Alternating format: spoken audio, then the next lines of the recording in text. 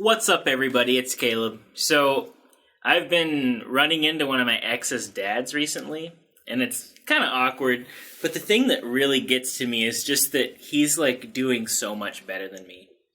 Like, you know how you break up with somebody and you don't see their parents anymore, and you're kind of like, wow, their parents, you know, they're probably, like, doing horribly now, and then, but I see this guy and he's, like, beautiful and glowing. And I'm, like, crumply. I don't know. Really just makes me feel like shit. Don't use that one. Alright, I'm going to walk you through a scenario. And you can tell me how you deal with it. As I am wont to do. So you wake up tomorrow, let's say, and you're on an island, and it's ahead of time, it's this fantastical island, like out of a dark fantasy. There are creatures all over the island. You wake up in a field, and you know that you have at least 1 hour before any real danger would present itself to you. You look off in the distance. It's kind of video gamey, you know. There's like maybe a molten mountain in the distance and a snowy peak and a magical forest and all these things that you can see. And, you see smoke coming off of some of the hills. Stabbing. You know that oh my bad. You know that there are a lot of dangerous creatures on the island and that there are maybe some nice things on the island. There's probably any kind of fantasy trope you could imagine, so like vampires and zombies and a dragon, maybe. Wow. There's a lot of stuff. You said there's smoke? Well, you just notice smoke, like that there could be a settlement or something like that, like a campfire. So basically it's this colorful, populated, mythical island that's kind of dark in tone and hostile. Alrighty. But you get to pick 2 gifts to take along with you. And also, you're informed when you're there's a little scrap of paper, that if you ever manage to be in a top position of power on the island, then you get to come back to your regular life. Holy moly. The only way out is to sort of dominate or master the island. Become the most powerful or tied for most powerful figure on it. Tied? Yeah, meaning that, like, maybe you make a truce with a certain group, but you're the leader of another group that's equally as powerful. Yeah, or maybe it's just through domination that you become this powerful. Alright. So, you know that. You don't have anything but the clothes on your back, and you're in the middle of this field, and you see all these, like, different directions and fantastical things all around you. Alright. So, there are 5 different things that you can get, and you get to pick 2 of them. Ooh. Herpes. That's a great choice, actually. That's probably the best one. Yeah, it's the best one, actually. The best. So yeah, herpes. In fact, you can sleep with a dragon, and then the dragon will have herpes, and then sleep with the. Yep. Anyway. And a baby, so they're not gonna kill me. So, herpes, a baby. That's it. That's all you need. Well, we've got the episode name. Okay, so the first thing that you could choose. You're just staying dead. Yeah, I was figuring you would get here and then you could res me. Oh. You have a very easy res button over there, Breadbreaker. I'll see what I can do. So, not to be that guy, I guess I was kind of that guy. The tank. Sorry to distract. Explaining some stuff. Alright, so the first thing is a sword. And it's a basic long sword that's comfortable for you to hold. And it has 2 qualities other than that. One of the qualities is that it is indestructible. And another quality is that if at any point you snap your finger, it will appear in that hand that you snapped. Those are the 2 qualities of the longsword. And the sword is the first item still? Yeah. Alright. That's one item. The next item is a spell book. and it's a big, thick, musty tome. Yeah, all right. Middle school. Anyway, it's this giant, thick, juicy book, right? And it's got all these pages, and through it you could learn spells. But the thing is that that's a terribly difficult process. You don't even necessarily know the language the book is written in. It just looks like a bunch of cryptic runes to you at this point. But you know that somehow you would be able to figure out how to cast some of these spells. You also know that, it contains a grab bag of different types of spells.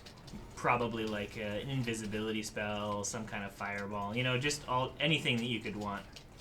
But the thing is that it's an absolute burden to learn these things. Like, you would need some serious knowledge and you only have an hour before you're into danger? Yeah, so you probably would not be able to learn anything from it in that hour. And even still, it's a daunting task to learn anything from this book. And also, it's a flimsy book. So if you drop it in a puddle, or if somebody takes it from you, I thought you said it was a big, sexy book. Yeah, but it's musty and Oh, flimsy. Oh, I see. Okay. Yeah, it's cumbersome. It's like a big book. So anyway, that's Big and flimsy. That's the spell book. Big and flimsy, and you can't learn shit from it. Yeah, Okay, but great. you could also yeah, we get it. learn a lot from it. Okay, come on. You could learn how to shoot out. Come on, make Something up your cool. mind. Is there a legend? What does that mean? So you can navigate the book? Index. There might be somewhere on the island. Oh. Alright. You could learn from it with what you know. Alright, so the book... Like, if you're, like, good at deciphering riddles or in that kind of thing, in a I'm different sure language. Well, even still, you could Alright. probably find a way to translate it. Alright, so we have a sword and a book. You got the sword, you got the book. The next thing is a dog. It is any breed of dog that you'd like. Chow. And it has these qualities. The first quality is that it can understand every word you say perfectly. The second quality is that it is perfectly loyal to you. And the third quality is that it is completely invincible. An invincible dog Yes, that's loyal to you? and can understand you. Perfect. The fourth, so we have the sword, the book, the dog.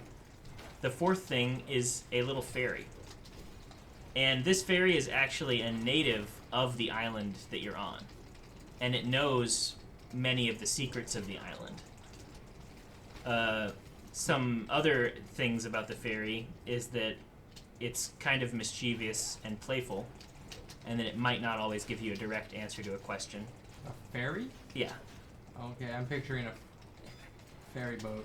Oh, picture like Oh, Tinkerbell. F-A-I... Oh, ferry. Yeah. That little pixie thing. Alright. And its other trait is that it hates danger, and anytime you're in a dangerous situation that your life could be at stake, it disappears until you're safe again. So that's the fourth thing. But it also knows the inner workings of the island. Good job on that poll, everybody. Yeah. Alright. Let's heal up a little bit before we try this boss. So the scaredy fairy is number 4. And then the final thing is a mansion. And if you pick the mansion, instead of starting in the middle of a field, you will start in this mansion. And these are the traits of the mansion. One trait is that everybody thinks it's abandoned, meaning that nobody will go there looking for you right away unless they come to believe that you would or suspect that you'd be there. People might enter, but anybody that would think it was an abandoned mansion. Another trait of the mansion is that it's haunted. There are malevolent ghosts and spirits that live in there that will try to torment you, but they cannot physically affect you. And the final trait of the mansion is that it has many secrets and many items and lots of interesting rooms and passages. And What do you mean by items? Like, could you find a sword like the one you described as the first? you could not find anything that is equal to any of the other gifts in the mansion, but you could find passable things. Like maybe you could learn a really weak spell or find a regular sword, or maybe there'd be a regular dog in it. but it's this big enigma of a haunted mansion. Yeah. So it's kind of like a Home Alone situation. Yeah. So those are the 5 things. You get 2 of them. 2? Yeah. You pick which 2 you want, and then tell me what your plan would be. I would take the magic book and the fairy. Reason being that if the fairy has knowledge of the island, maybe she knows where some sort of translation thing is in the book, or she can just help me understand it better. And then, of course, I would explore the island with the fairy in the book, making notes as I go, and see what there is to be seen. My 2 would be the invincible dog and the fairy. And I would ask the fairy to guide me, or to do it itself, but to draw a map of where the stronghold is of the other inhabitants on the island. And I would take the dog with me so it could smell any threats along the way before I encountered them. And we would do some kind of surveillance. We would stake out this, whatever the stronghold is of my enemies. And then 4 months later, we would make our move. I guess I'll say mine right now, even though I facilitated the question. But I would pick the sword and the spell book because I would want just as much maximum potential power as possible if I had to end up dominating this entire island. And I think that the sword would get me the short-term protection of, like, what if a goblin runs up at me right on the hour and just comes at me with a knife, you know, like, what are you going to do in that situation if you don't have something to defend yourself? It's a huge upgrade for you, too. Stabby goblin. So, in that case, I would just smack the goblin with the sword and hope to not die, and then try to find a safe place defending myself with the sword until I could learn some of the spells in the spell book, and then, you know, it's all as she wrote from there. My scenario is that I would take the spell book and the dog. And the dog would be a...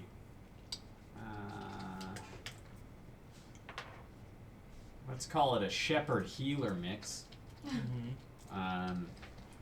And my strategy would be to communicate with the dog to try to come to an understanding that he basically would be my lookout, my eyes, as I studied the book, and would alert me to any dangers that he smelled or heard that were close. I would certainly try to find shelter that was produced on its own. A cave, it would be good. Otherwise, some sort of like a, you know, a hollowed out cliff face, like the kid in the hatchet had. But my strategy would be to, like Narvi said, decipher the book as quickly as possible. But I love learning, so I think I'd be into it. And then, of course, my strategy changes drastically depending on what I decipher and what spells I learn first. Because, you know, if I learn offensive spells first, then I have to become more aggressive, I feel like. And if I learn defensive spells first, then I can be subtly defensive. And, you know, I would prefer that I would learn defensive spells at first. Because, you know, making friends on the island would seem like a difficult thing to do, but an easier thing if you are powerful and not aggressive to them. So my strategy would basically be to, like, show off my power and not kill anything.